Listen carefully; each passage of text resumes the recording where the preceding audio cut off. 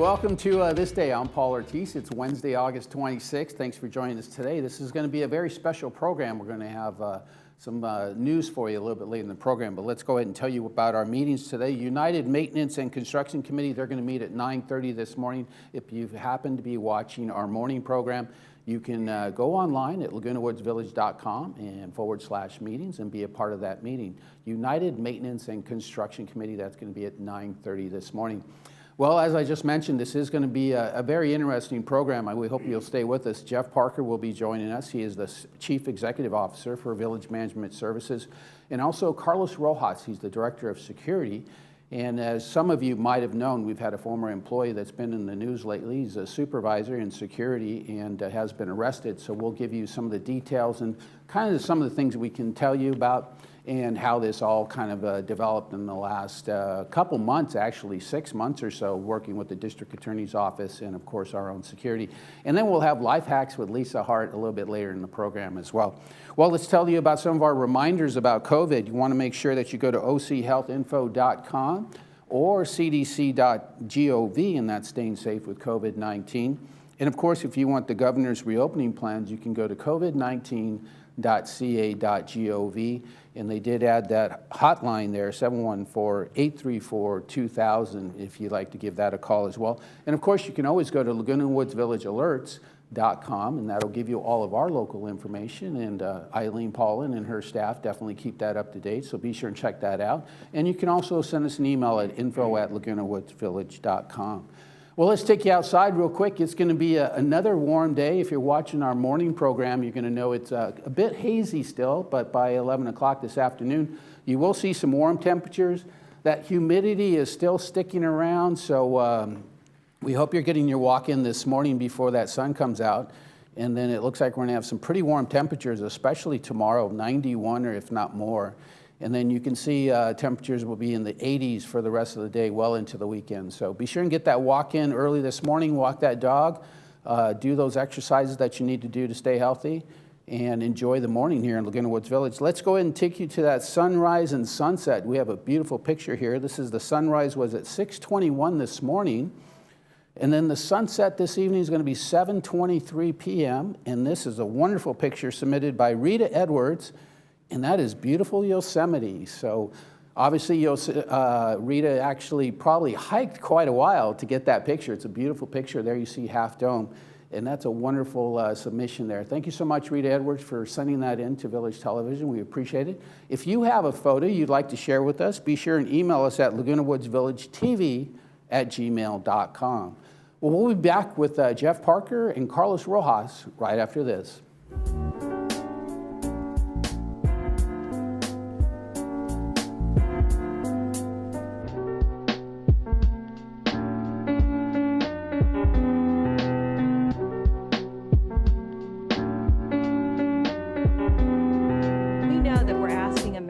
To do a lot right now.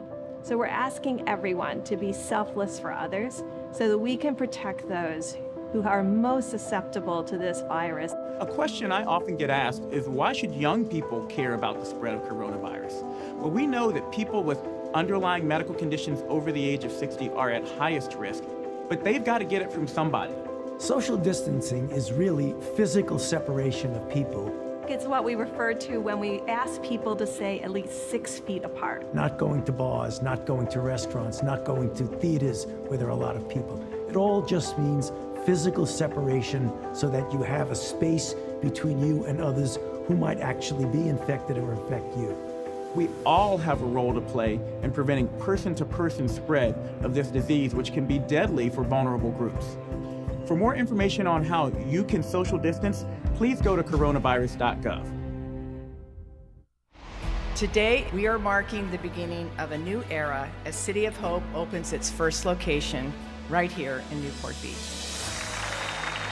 We have 500 scientists and doctors who have dedicated their lives to beating cancer. So they use that intellectual capital to try to make sure every patient gets the best care possible that's known to science.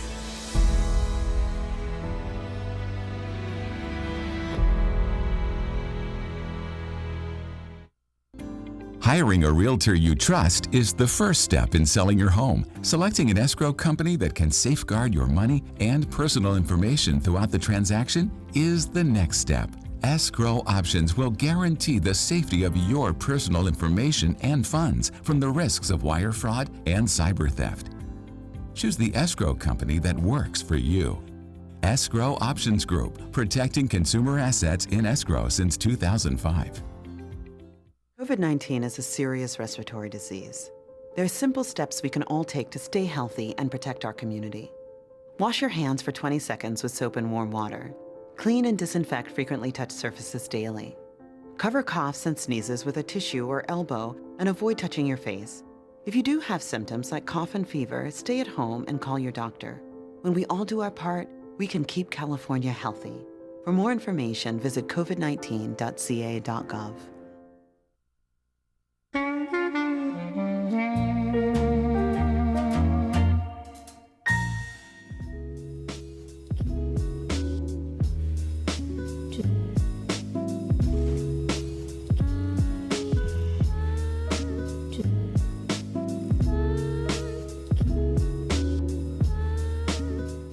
Thanks for joining us again. Well, joining us on the set is Jeff Parker. He's our Chief Executive Officer with Village Management Services, and Carlos Rojas, the Director of Security. And unfortunately, we have, kind of some unusual and sad news in a way, because I've been here for quite a while, and there's nothing I've ever even heard of at one time, at any time. And we've had a security supervisor who's been arrested, and the federal agents have been looking into it, and we're going to talk to Carlos a little bit about how that evolved. But tell us about what you believe and what you think is happening during this investigation. Okay, so I want to start off, Paul, by telling our residents that I understand that when they hear about this information, it's a little unsettling. Right. And I just want them to know that we, VMS, Carlos, and our team have been very, very involved in this process for the last month and a half. And so the reality is we had a former employee, and I want to emphasize former employee, who was arrested on Monday by the federal agency with regards to impersonating a federal agent. Mm-hmm. But the important thing that I wanted to mention today was a couple things. We had already been conducting an internal investigation with regards to some issues that we have on the personnel side of the equation here in the village. And it just so happened that part of our internal investigation led to having a dialogue with Carlos, who then followed up on some of our information and talked to the Homeland Security people, which started and corroborated some of the information that they were going through. So I want to mention, with regards to our administrative investigation, it's still ongoing. But the employee is no longer employed with the agency. So that issue has been resolved relative to us. Village Management Services, right. The other point that I wanted to make, which I think is real important, is that people are saying, how did this person get employed here? Well, to begin with, the individual was employed in 2015 by the old governing agency that was managing, which is PCM. Right. They were the agency that hired them. And when VMS took over and started getting into its proper management by hiring the right people, we went back and looked, and a lot of the employment activities, such as background checks, looking at resumes, looking at applications to make sure they weren't falsified. That wasn't done by PCM, that we can find any records of. Yeah. And I can tell the community right now, we have a very stringent process now where we do background checks, their required licensing has to be there, and also on the applications, we make sure and verify that there's truthfulness with regards to the information that's on the application, such as college education. Right. Another area where people have falsified their application saying they have this kind of degree or that kind of degree, and they really don't. So that's one of the things that we have really ratcheted up in the last 4 years. And I think that I want the residents to understand that is a very important step in any application, in any process. Right. And I want to assure them that we are doing that, and it should provide that firewall that we always want to make sure that our residents are safe. And that's what's important. That's HR's role in all of this. And in 2015, too, we have to realize that that was during that Associa PCM time when Associa from Texas was part of the organization, kind of. You know, they're basically managing satellite, offices. But at that time, too, I was actually trying to hire someone as well. HR came to me and after the fact said, this person has not, done this, or this something on the application was not proper. And luckily we caught it. But maybe in 15, like you just said, this process was not happening, even though, today, obviously, we're very diligent regarding any kind of application. Exactly, and it's so critical today because you don't want to run into these kind of situations going forward. Absolutely. Definitely. The other thing I wanted to mention was that this person was and you mentioned it, was in a supervisory role, really wasn't out in our community. They were an office person. They handled a lot of the paperwork in the office, and I wanted to emphasize that they weren't our standard patrol officer that was out there in the community engaging in what we'll call typical security. Right. So there was less of a probability that they had an impact out there, although that could have. And so I want to make sure that if any resident out there had any engagement with that individual or has any concerns about that they contact me, that they send me an email so that I can do any further investigation that's necessary and assure them that moving forward we are safe and secure in our community. And I will tell you that one of the big steps in doing that is obviously we had an opening as our director of safety services in our security department.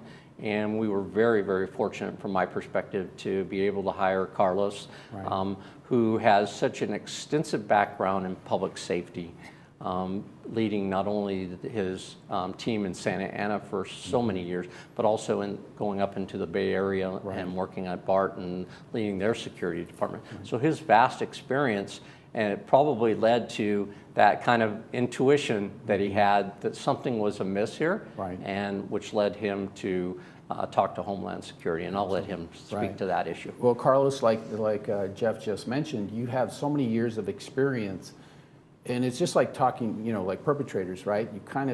You smell the BS at times, right? And when you started here in February, you kind of started to think, something's not right about this, and you started your own internal investigation regarding this.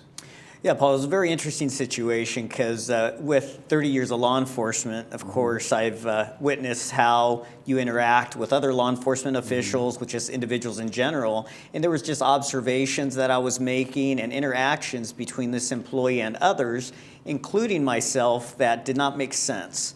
And it was something that I thought it was a concern, started looking into different areas, and while I can't go into the details of our personnel investigation because of confidentiality, I started looking at different areas of his activity within VMS employment. And I think it is important to note that he was an administrative support person within the office, but nevertheless, we looked at every single aspect of his employment activity while here. And then I do think that the positive side of having looked at all these different areas, it gave me assurance that there wasn't any type of activity, negative activity, towards any of our residents here in the village, because we do take security very, very seriously. And that's very important. And the interesting thing is that prior to you being here, he'd already spent 4 years building his resume and telling the other employees that he was an agent, he was a federal agent, he was with Homeland Security.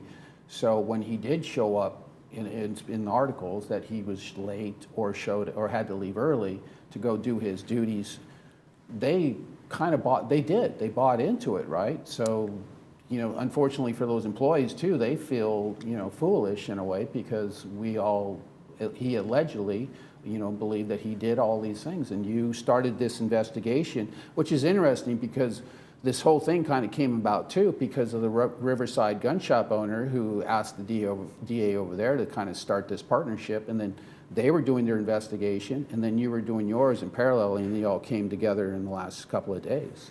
Yeah, and what we found out was that Homeland Security Investigations was actually looking into this employee or former employee well before I started working here, and it was interesting to see both of the investigations actually culminate at the same time. Right. And while they were separate, we felt confident in our administrative investigation that it really just stands on its own. And then, of course, the criminal side it is a concern because it's very bizarre behavior. But I am, proud to be able to say that we don't have any information that indicates that anybody was negatively impacted by his behavior. It seems to be more of a pattern of trying to impress other law enforcement officials, co-workers, things of that nature. While as bizarre as it is, there is no information that he physically harmed anybody or anything like that. Yeah, I'm sure the residents have seen the reports and read the articles and all the agencies. He accumulated a vast number of weapons and ammunition based on his credentials at the gun shop, I believe, in Riverside. So that is a concern, but his, what he was doing basically never came into the gates of the community other than the way he talked. And that's what he basically did in talking everybody into saying that he was an agent, he was a federal agent, and he was working undercover. So what we want to assure the residents is that during the time he was here, no interaction, very little interaction with the residents, and the community was safe. And the rest of that stuff was done in Riverside and at his home in Orange, I believe. And Paul, I do want to emphasize that we don't have any information that he was dressed up as a special agent and contacting any of our residents. But I do want to give my email address out. So if anybody does have concerns or has any questions, they could contact me directly at carlos.rojas@vmsinc.org. Right. And what we also want to do is let this process evolve, because it is a criminal case. So our involvement will be basically being witnesses, maybe, but the courts and the judge and whatever happens after this will be basically in Santa Ana at the Orange County Courthouse. But as far as our association, he's no longer an employee here at VMS.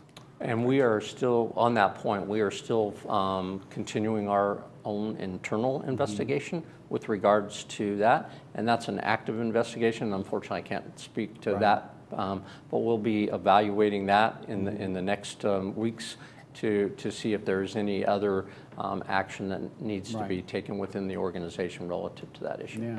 And I know, just talking to some employees, they're kind of, oh yeah, I remember this conversation. It was kind of odd, but you kind of like, that's what it's what you just kind of think it's odd and you walk away. But now it's important that if people had contact or have information regarding any of this process, be sure and contact Carlos Rojas at VMS, carlos.rojas@vmsinc.org, or give Jeff Parker an email, jeff.parker@vmsinc.org. And and that's how these things kind of start. Well, I didn't really think anything of it. And then it kind of snowballs into something else, and you realize, wow, this has been happening, and it affected somebody totally different. But to you, you thought, well, just odd. But these are how these investigations begin. That's the old see something, say something concept snowballed in this case. Having the dialogue with our internal investigation with Carlos and saying, hey, I'm going to follow up and make these kind of calls. And his follow-up, his activity in leading that helped coalesce these two things that were going on at the same time. And unfortunately, for the individual, obviously, the arrest, and for the village, the important thing, again, goes back to because of this internal investigation that we're doing, the employee is no longer employed here. And secondly, we are continuing that investigation to make sure that we're complete there and that the village is safe and secure because of Carlos's leadership in making sure that our operation is running efficiently. Absolutely. Well said. Carlos, thanks for joining us today. Hopefully we get some people to email you and give you any kind of information they might have. And as we said, it could be something very mundane that you thought, it's just odd. Give him an email at Carlos, send him an email at carlos.rojas@vmsinc.org, or give Jeff Parker a contact there at jeff.parker@vmsinc.org. Well, Carlos, we thank you for your experience. Obviously, you've only been here less than a year, and yet you've one of the biggest stories I think we've seen here in Laguna Woods in many, many decades.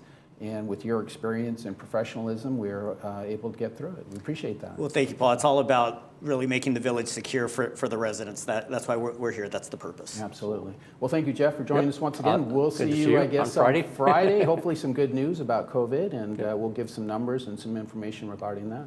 Great. Thank you, Paul. Well, we'll be back with more of This Day right after this. We're going to bring Lisa Hart back, and she's going to be talking to us about life hacks.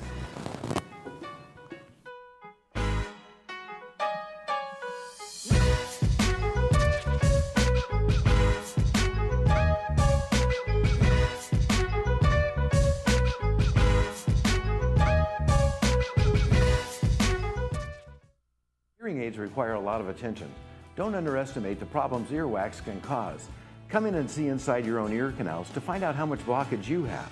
Debris like earwax can cause up to 45% reduction in amplification. Your hearing aids may be able to be significantly improved to help you hear conversations clearly with a simple office visit. Every day, patients say, "Oh my gosh, that sounds so much better." Stop in or call us today for a complimentary cleaning and ear inspection. Tell them Stuart sent you.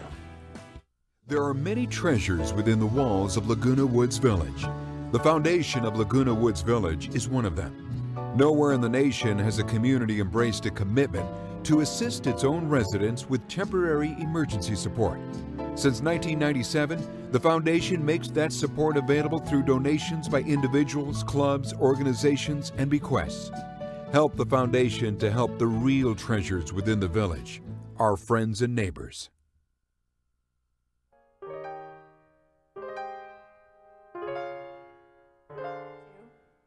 Well, we found another watermelon recipe for you, but this time it's watermelon lemonade. Yum, sounds delicious.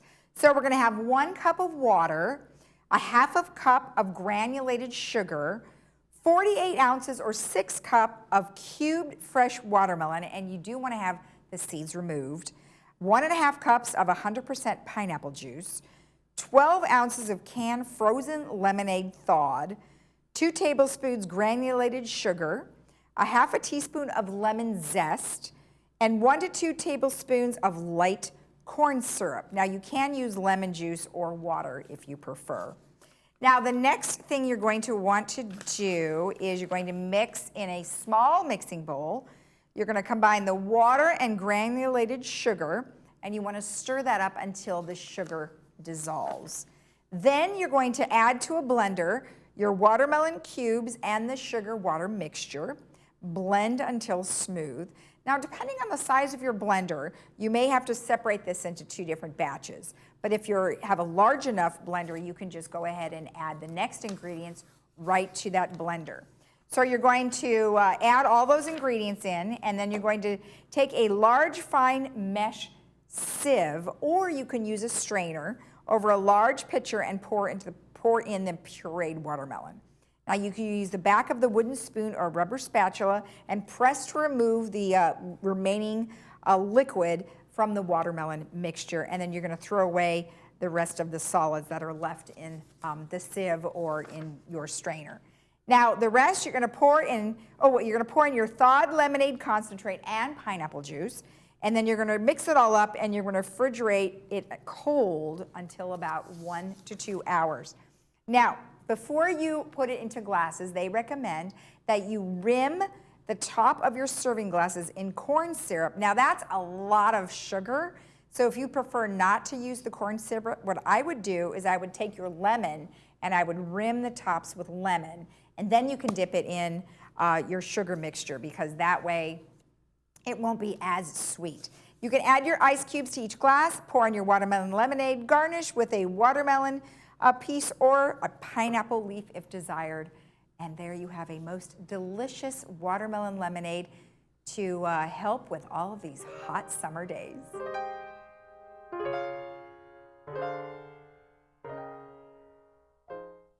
To help stop the coronavirus, the CDC recommends to avoid contact with people who are sick. Cover your cough or sneeze with a tissue, then throw the tissue in the trash. Avoid touching your eyes, nose, and mouth. Clean and disinfect frequently touched objects and surfaces. Stay home when you are sick, except to get medical care. Wash your hands often with soap and water for at least 20 seconds. For more information, contact the CDC. A message from Village Management Services. Summer is here. Diane's Hallmark has everything you need to make summer cool. From clothing to jewelry to unique one-of-a-kind gifts, Diane's Hallmark is the place to go. Diane's also has a large religious section as well. Come in today to see it all.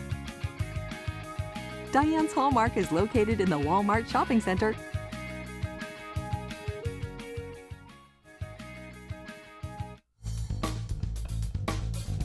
At Harvard Eye, we're so happy to be open again to see you for all your medical and surgical eye care.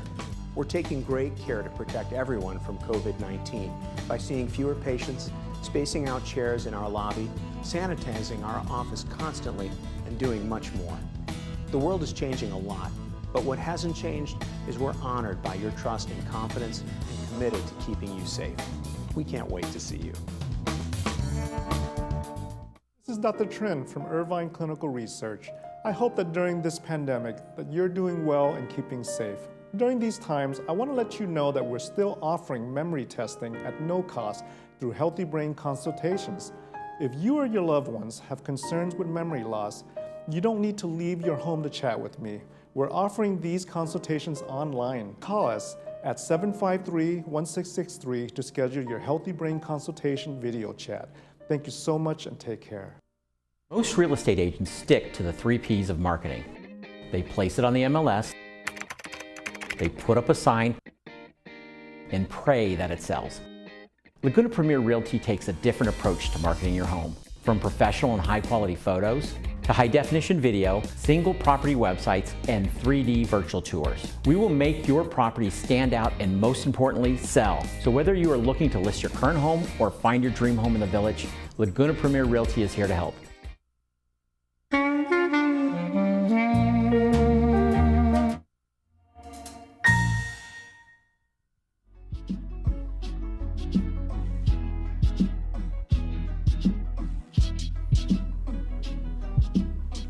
Well, we want to remind you about our movie that's going to be this Friday. This is Portrait in Black, and it stars Lana Turner. It's about 2 hours long. It's not rated because it was produced quite some time ago, but it's a well-done movie, and I think you'll enjoy it. As the health of a tyrannical but gravely ill shipping tycoon, Matthew Cabot, is played by Lloyd Nolan, back in the old days, declines, he relies on pain medicine injected by his physician, Dr. Dave Rivera, which is played by Anthony Quinn. Of course, everybody knows that. And what Cabot doesn't know is that his frustrated wife, Sheila, played by Lana Turner, is having an affair with the doctor and has conceived a plan to do away with her husband. So I think you'll find it very interesting. The end is very dramatic. I think you'll enjoy it. Hey, let's go real quick outside. It's going to be warm, but it looks like it's starting to break up right now. 87 degrees today. Humidity is going to slowly fade away today, and hopefully that humidity goes away for the rest of the week, but warm temperatures here in the next few days. So be sure and wear your sunscreen and wear a hat and be hydrated when you're outside. I'm Paul Ortiz. Thanks for joining us today for this kind of a special report from Jeff Parker and Carlos Rojas. Be sure and email them at those email addresses behind me. And if you have any information regarding this incident, please let us know. We definitely want to have as much information as possible regarding it. I'm Paul Ortiz. Thanks for joining us today, and we'll see you again tomorrow.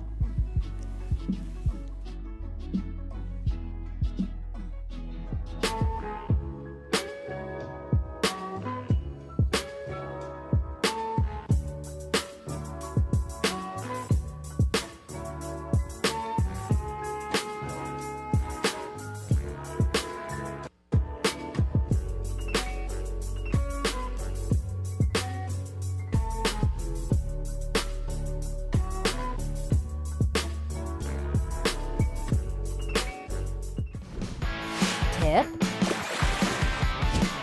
toss, take action. Don't give mosquitoes a fighting chance.